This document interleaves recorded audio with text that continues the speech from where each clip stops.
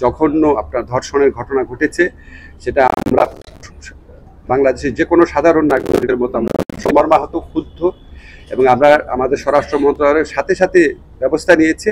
প্রধান আসামি সহ যারা এই ছবিগুলা ছড়িয়ে দেওয়ার কাজটা করেছে, অত্যন্ত দায়িত্বহীন অপরাধমূলক কাজটা করেছে, সবাইকে গ্রেফতার করা হয়েছে। আপনারা জানেন আমরা ধর্ষণ সংক্রান্ত যে আইন আছে সেটার অ্যামেন্ডমেন্ট করেছি। দ্রুততম সময় আপনার মাগুরার ক্ষেত্রে আপনার বিচারও দেখেছেন। এটা আমরা সর্বোচ্চ গুরুত্ব দিয়ে এই ঘটনার বিচার করব, এটা আমরা বদ্ধপরিকর। শুধু এটুকু জানালাম। আজকে আমাদের একটা খুব গুরুত্বপূর্ণ ফৌজদারি কার্যবিধির একটা সংশোধন হয়েছে। আপনারা জানেন আমাদের সরকারের আমলে কিছু জিনিস নিয়ে আমরা নিজেরাই খুব বিব্রত, আমরা এগুলো অ্যাড্রেস করার চেষ্টা করি। তার মধ্যে একটা হচ্ছে ভুয়া এবং মিথ্যা মামলা করা, আরটা হচ্ছে মিথ্যা মামলা করে মানে মামলা ঘটনাটা হয়তো সত্যি, কিন্তু অনেক ব্যক্তিকে সেই মামলায় আসামি করে আপনার এক ধরনের মামলা বাণিজ্য করা। সেটার থেকে পরিত্রাণ পাওয়ার জন্য আমরা বহু কিছু চিন্তা করেছি। আমরা বাংলাদেশে যারা বড় বড় ক্রিমিনাল লয়ার এক্সপার্ট আছেন তাদের সবার সাথে কথা বলেছি, অনেক কনসালটেশন মিটিং করে, স্বরাষ্ট্র মন্ত্রণালয়ের সাথে কনসালটেশন মিটিং করে আমরা একটা চেঞ্জ এনেছি। সিআরপিসির খুবই গুরুত্বপূর্ণ চেঞ্জ। আমি সোজা করে বুঝায় বলি, এই চেঞ্জে বলা হয়েছে, আপনারা জানেন একটা মামলা যখন হয়, হত্যা মামলা, এটা ইনভেস্টিগেশনে 2 বছর 3 বছর 4 বছর লাগে, এবং এটার মধ্যে শত শত লোককে আসামি করা হয়, এবং এখানে কিছু কিছু ক্ষেত্রে আপনার এক ধরনের মামলা বাণিজ্য থাকে। এই লোকগুলা যারা এখানে আসামি হন, ওনারা 2 আশঙ্কার মধ্যে থাকেন যে কখন করা হবে বা ওনাদের ক্ষেত্রে বাণিজ্য হয় কিনা। সেটা থেকে পরিত্রাণ পাওয়ার জন্য আমরা একটা নতুন বিধান করেছি। সিআরপিসিতে 173A নতুন বিধান যুক্ত করা হয়েছে।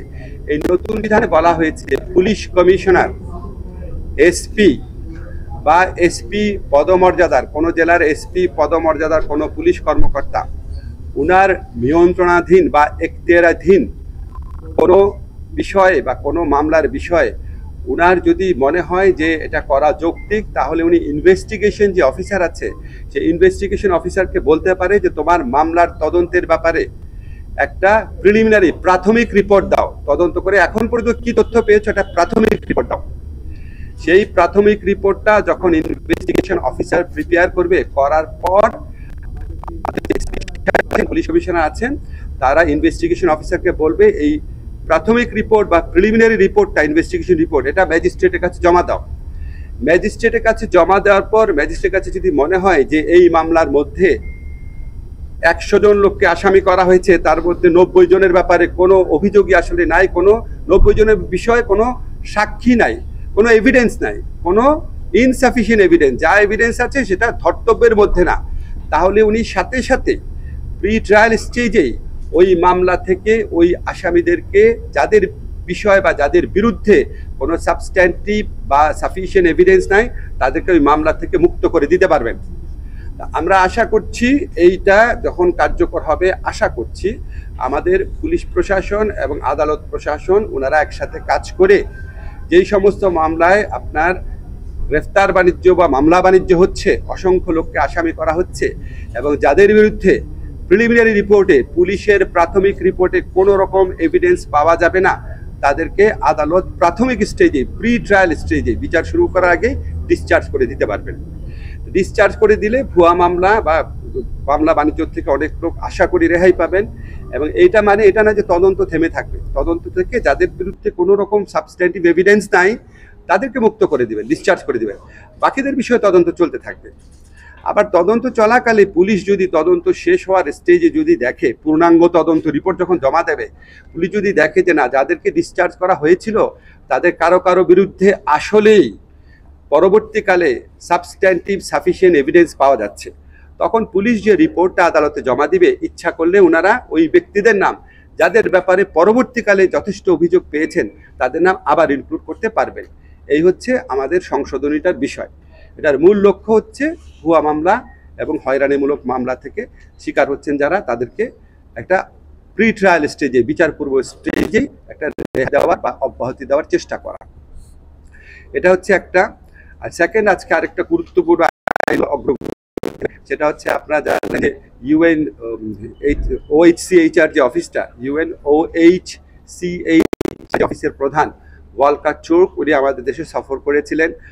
OHCHR আমাদের এখানে একটা জুলাই গণঅভ্যুত্থানকালে সংগঠিত গণহত্যা এবং মানবতা বিরোধী অপরাধের উপর একটা অত্যন্ত ইম্পর্টেন্ট ফ্যাক্ট ফাইন্ডিং রিপোর্টও জমা দিয়েছেন। তো ওনাদের সাথে আমাদের সরকারের অনেক দিন যাবত আলোচনা চলছিল যে OHCHR যেটা আছে, জাতিসংঘের মানবাধিকার বিষয়ক যে অফিস OHCHR, সেই অফিসের একটা মিশন শাখা বাংলাদেশে ওনারা খুলতে চাচ্ছিলেন। মানে ওই OHCHR মিশনের একটা অফিস বাংলাদেশে হবে, এই লক্ষ্যে ওনারা আলোচনা করছিলেন। তো এই আলোচনা একটা উল্লেখযোগ্য অগ্রগতি হয়েছে। আমরা যে ড্রাফট MOU বা সমঝোতা স্মারক, সেটা আজকে মন্ত্রী পরিষদের সভায় নীতিগতভাবে অনুমোদিত হয়েছে। সেটা আমরা কয়েকজন উপদেষ্টারা মিলে আরেকটু পরীক্ষা করার পর ফাইনাল যে টেক্সটটা, সেটা আমরা OHCHR ভলকার টুর্কের কাছে সরাসরি পাঠাবো।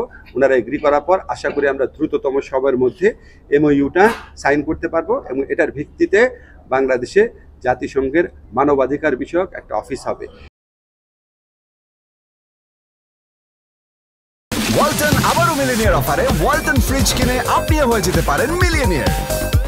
মিলিনিয়ার ছড়াছড়ি দেশ জুড়ে, এটা শুধু ওয়ালটনই পারে।